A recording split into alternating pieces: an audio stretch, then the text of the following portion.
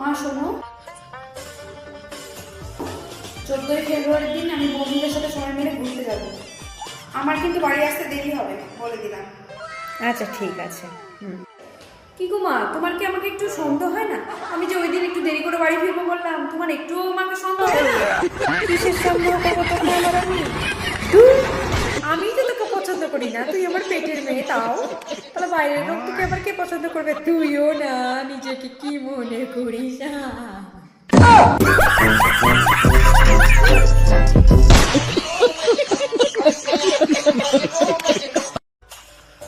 মা শোনো, 14ই ফেব্রুয়ারির দিন আমি বন্ধুদের সাথে সবাই মিলে ঘুরতে যাব। আমার কিন্তু বাড়ি আসতে দেরি হবে, বলে দিলাম।